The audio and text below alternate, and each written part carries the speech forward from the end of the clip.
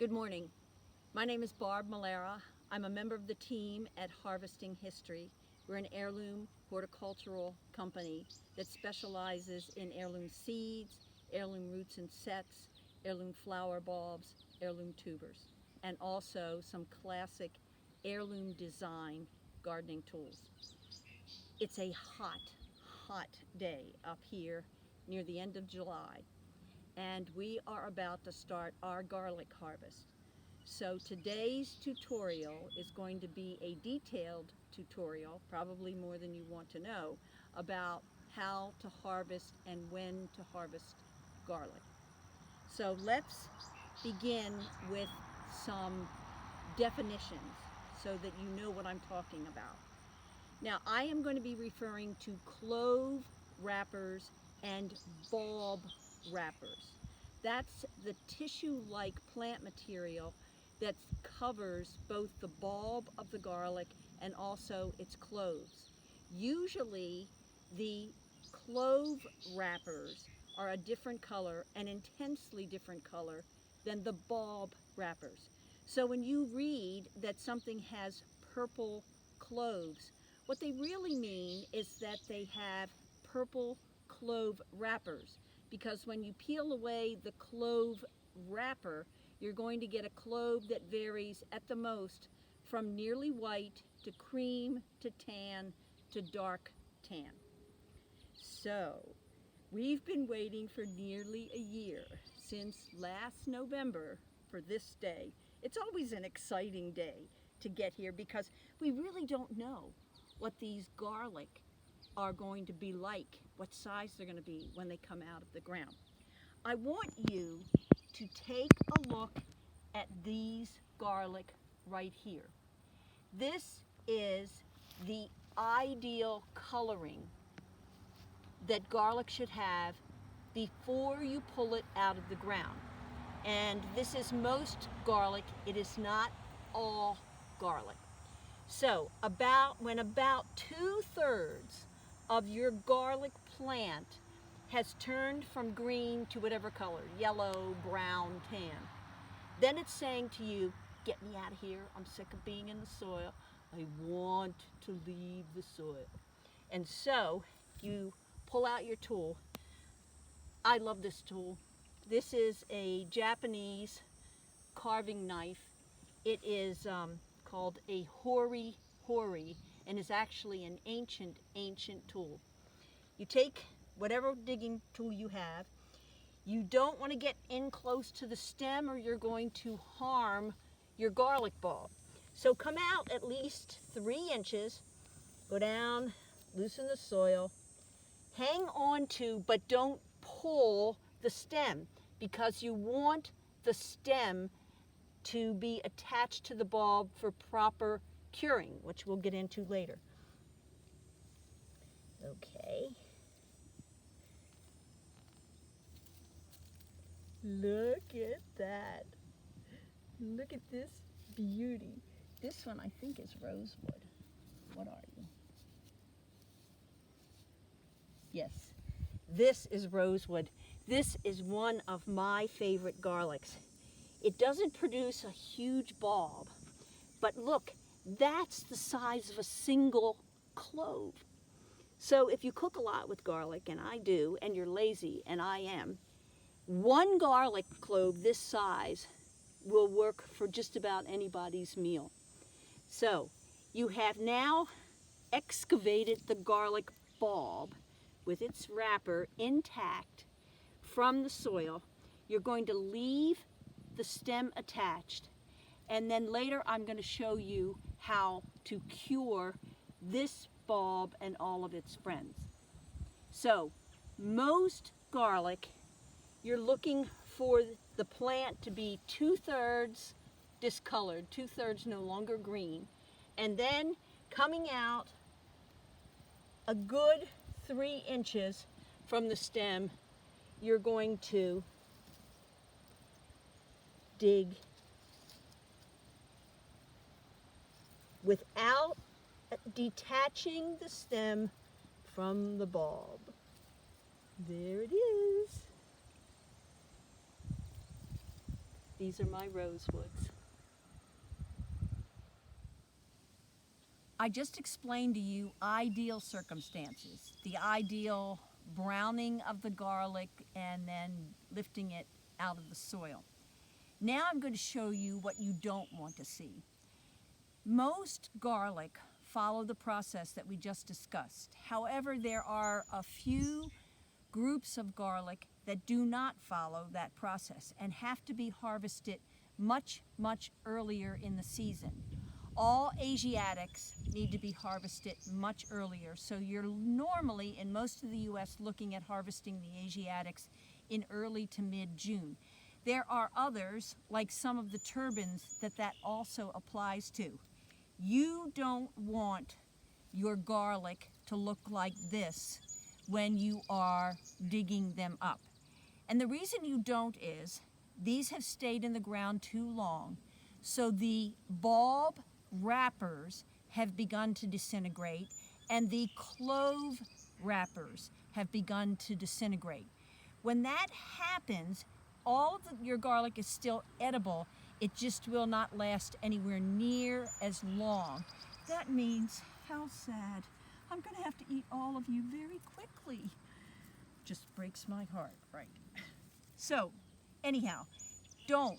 Try to remember this picture. Don't let your garlic get this dead on the top, because it will significantly curtail how much time you have before you have to eat it. But this is Zean. Zean is a wonderful turban type garlic.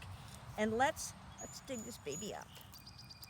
Remember, we don't want to remove the stem, if at all possible, from. And look at this.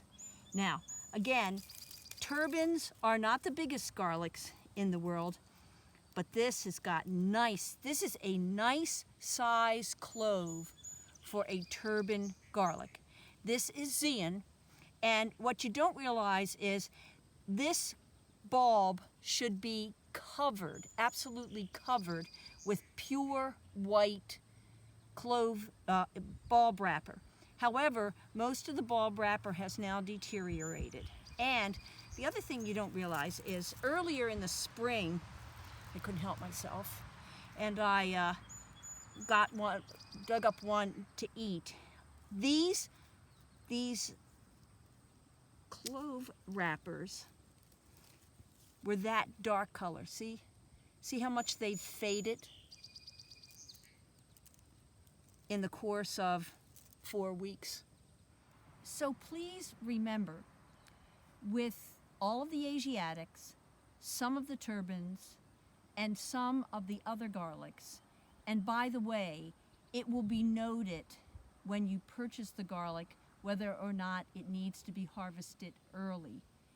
With all of those, you do need to watch it, and as soon as the stem begins to turn, not when 2/3 or 3/4 of the plant has turned, but as soon as the tips begin to lose their green, that's when you pull these up, dig them up, and begin the curing process. If you don't, the bulb wrappers and the clove wrappers will begin to deteriorate, and you'll have to eat them very quickly. Okay, we've talked about ideal circumstances. We've also talked about and shown you what garlic looks like when it's been in the ground too long, as in the case of those Asiatics and turbans. I want to give you one last look at what garlic looks like before it is ready to be harvested.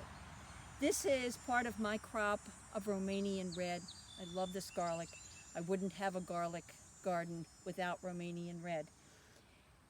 If you notice, these leaves have just begun to turn. This garlic is not ready to come out of the ground yet. If you look at the plant, the overall plant is green. And so it will need to be left alone maybe for as much as 3 weeks before it will be ready to come out of the ground. So, ideal circumstances, way less than ideal circumstances, and way too early. before we start into curing the garlic, I wanted to show you this because I rarely get these on my garlic. This is a seed head that has produced baubles. Each one of these baubles, and see if I can pull one off of here. Wouldn't you know, it's going to be stubborn. That, and I hope you can see it, that's a little tiny garlic bulb. It's very rare that garlic today produces baubles, but some do. These can be separated from the main head and planted, and in about 2 years they will produce a garlic bulb. So this is what a seed head looks like when it is producing baubles. I just showed you a normal seed head that had produced baubles. Now I want to show you one that you see even more rarely than that, and that is what they call an exaggerated bauble, and it's produced within, this is called a pseudostem, and these exaggerated baubles are produced within the pseudostem. So just like the ones that we saw a few minutes ago, if I take back this, you're going to be able to see. Now these baubles are huge. And again, what I would do is dry them a little bit, not as much as the other garlic, and I would plant them, and in 2 to 3 years I would have, hopefully, with a whole lot of luck, some garlic bulbs. Understand that baubles are clones. They are not the result of sexual reproduction, of a flower producing a seed which produces a bulb. They are the clone, the exact clone with the exact DNA structure as the garlic that's in the ground. And though it's rare, sometimes garlic just likes to do it. I don't know whether it's the climate that year or what, but if you notice, this little guy has got its own exaggerated bauble forming as well. This is the Asiatic Pyongyang, which was collected near the capital city of North Korea. Very, very interesting. Well, garlic is just interesting. And this is a fabulous time of year because now we get to dig them up. Next, we are going to show you what you do after you've dug them up in order to cure them. Okay, we've completed step 1 of harvesting, curing, and then storing garlic. Now we're into step 2, which is curing. The only reason you cure garlic is to extend its shelf life. So unless you want to eat your entire garlic harvest in a matter of weeks, you need to cure your garlic. You can eat garlic fresh out of the ground, but if you want to eat garlic 6, 8, 10 months into the future, you have to cure it. Remember, hard necks do not store as well as soft necks. So they absolutely should be cured. And it's so easy, you wouldn't mind doing it. Okay, I have 5 garlics with the stem still attached. You could do 10 if you wanted to. It doesn't hurt to crowd these unless you're in a very, very moist environment. So what I'm going to do is I just use twine, and I tie this.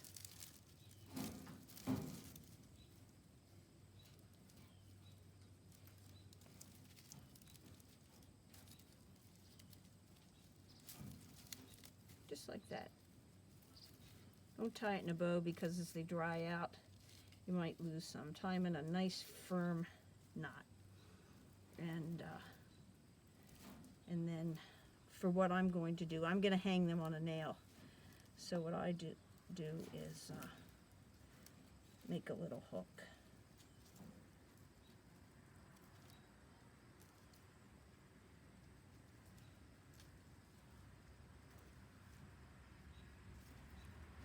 Okay, so let's do this one more time. I don't want any comments from you guys on YouTube saying, lady, we don't need to be shown twice how to tie a knot.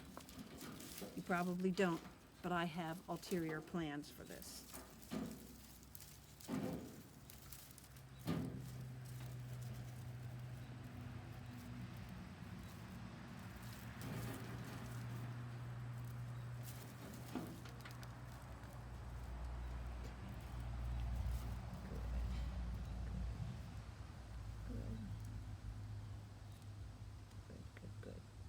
Okay, the next thing to remember is garlic doesn't need to be stored, need to be cured in the dark, and it doesn't need to be cured where the reflection of the sun won't hit it.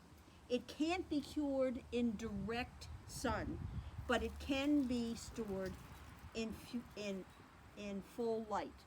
So I've got my 2 garlic bundles, and now I'm going to take and hang them on a nail in my garage.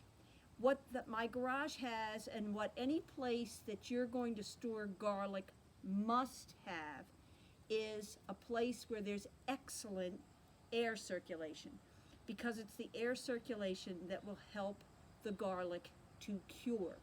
Now, once the garlic is cured, and that will take 6 to 8, and in some cases 10 weeks, then we can talk about what the next step is, which is storing. So here's my 2 bundles, and I'm going to take it and cure it on a nail in my garage. So this is the last stage of the second part of harvesting, curing, and storing garlic. This is this garlic, and I could put 2 or 3 more bundles on here. It doesn't matter how squished they get, as long as there's good air circulation. And they'll cure here for about, probably in our climate about 6 weeks. But in a climate where there's going to be lots of hurricanes or very moist, it may take you as long as 10 weeks in order to cure your garlic.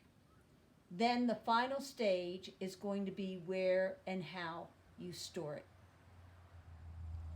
Okay, once the garlic has been cured, this pseudostem will be dry and hard, or in the case of the soft necks, dry and soft, and down to within 2 inches of the garlic bulb. So what you do is you cut it, and then you have to store it in an area where it's going to get good air circulation. So I love these netted bags, and I store my garlic in these bags, and then my garage isn't heated, so I can hang this on another nail and store my garlic. The wonderful thing about this is you can retreat to the garage at any time you want and take a deep breath, and you're in the heavenly fragrance of garlic all winter long. So think about that. It's an added benefit. Now, the rules with storing garlic.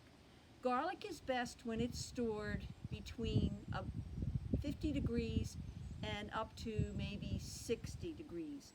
Beyond 60 degrees, and we're talking Fahrenheit at this point, beyond 60 degrees, the garlic tends to dry out much quicker, and as a clove dries, it gets more bitter. So remember that. Garlic that is stored below 50 degrees, in the 40s and the high 30s, that garlic will begin to sprout very quickly after it's been cured. So keep that in mind, because sprouted garlic, again, the cloves have a somewhat bitter taste to them. The other way to store garlic is to peel the individual cloves and just freeze them.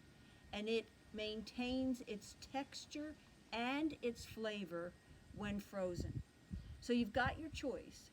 Put it in the garage and smell it all winter long. Put it in the freezer and use it as you need it. But don't leave it in the high 30s or in the 40s because it will sprout and get bitter. And don't store it in areas where it's going to get above about 60 degrees.